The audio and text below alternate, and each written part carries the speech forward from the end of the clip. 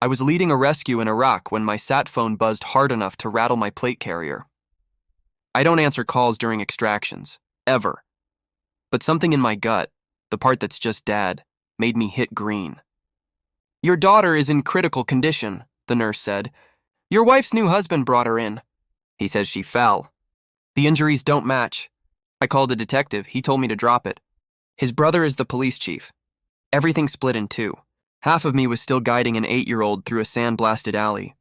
The other half was already on a plane home, building a list of names. Brent Ali, Detective Carl Mercer. Chief Alan Mercer. I handed the mission to my second, Sergeant Leo Drake. Execute the plan. Everyone home. Then I called a favor I was owed and got wheels up in 21 minutes. In the air, I sent 3 encrypted messages, one to my old CO, Colonel Miriam Stone, RET, one to investigative reporter Rafael Ortiz, and one to child advocacy bulldog Priya Desai. I didn't want drama.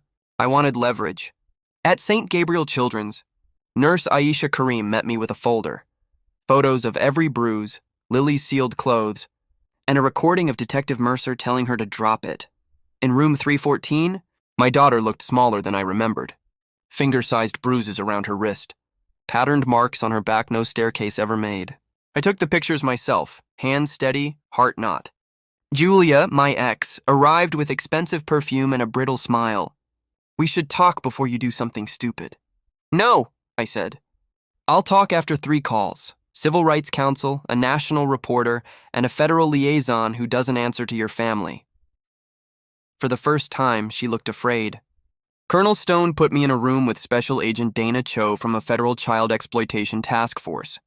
I turned over everything: photos, audio, chain of custody bags, my sworn statement. Cho didn't flinch. "This isn't one man hurting one child," she said.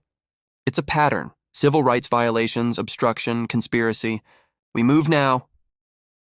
By dawn, a joint operation was humming like a Swiss watch. 2 targets, simultaneous: Brent's suburban showcase and Chief Mercer's McMansion. No local station. No courtesy calls. At 0607, black SUVs rolled quiet onto Maple Street. Brent tried the bland suburban threat routine.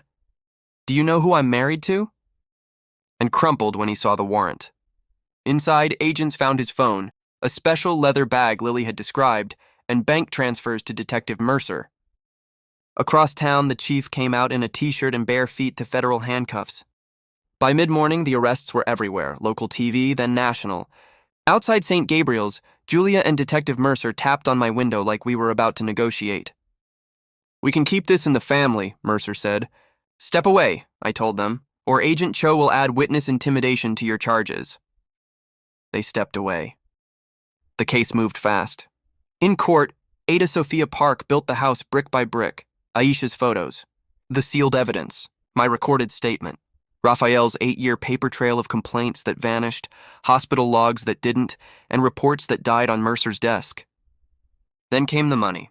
Transfers from Brent to Carl, small amounts, consistent as a metronome. The messages were the knife twist. Brent to Julia, 2 days before the ER, "Kid needs to learn respect." Time for a lesson. Julia to Brent, "Just don't leave marks where people can see them." Brent to Carl, day of admission. "We have a situation. Need it handled quietly." Carl to Brent, "Consider it handled. Kids fall all the time. Julia, after the hospital started asking questions, she'll survive. Maybe she'll learn to stay in her place." When the jury heard Lily's recorded statement, the courtroom air turned to glass. The house of cards collapsed the next week. Brent flipped first, then Carl. Brent detailed cash, phone calls, coaching. Carl admitted years of handling inconvenient cases. A wired IA recording finished the chief. "Kids are resilient. Careers aren't. Think big picture." No context could save that. Sentencing was swift. Brent Ali, 15 years federal. 5 years supervised release, sex offender registration, lifetime restraining order until Lily's 18. Detective Carl Mercer, 12 years. Forfeited pension, permanent ban from law enforcement. Chief Alan Mercer, 25 years, 10 years supervised release, asset forfeiture, barred from public employment. Julia Ali, 15 years, 5 years supervised release, termination of parental rights. The gavel fell. No triumph, just a breath I hadn't drawn since Iraq. I rented a plain ranch 6 blocks from the hospital. No granite, no stainless. Just deadbolts, a real alarm system, and quiet, the kind that means the danger stopped. The paper ran Raphael's story. Federal sentences and decades of corruption. The editorial said what mattered. We protected the powerful at the expense of the powerless. No more. Lily padded into the kitchen in unicorn pajamas and bedhead gravity couldn't fix. "Dad," she said, leaning into my side, "you came fast." "I always will," I told her, and knew I meant it. "Are the bad people gone?" "They're in prison," I said eye to eye. "By the time any of them get out, you'll be grown. They won't be able to hurt anyone." "Why didn't the police believe me?" "The bad ones didn't," I said. "The good ones did. Nurse Aisha did. Priya did. Agent Cho did. Colonel Stone did. A lot of good people did." "Will you go back to the war?" "No," I said. "My war's here." Colonel Stone had already started my compassionate discharge. I'd fought for villages overseas. Now I'd fight for one little girl at home. I made calls I wanted to make. Thank yous to Aisha, Raphael, Priya, Cho, Rhodes, Stone. Raphael said other families were coming forward. The FBI was reopening every file Carl touched.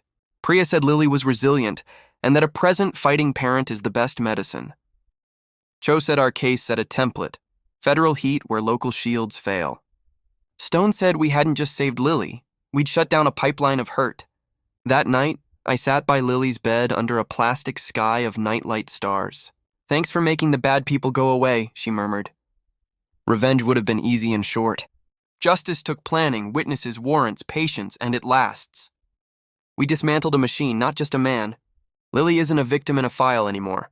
She's a kid who worries about math, haircuts, and whether Mr. Peanuts the stuffed elephant needs a wash. I kept my promise.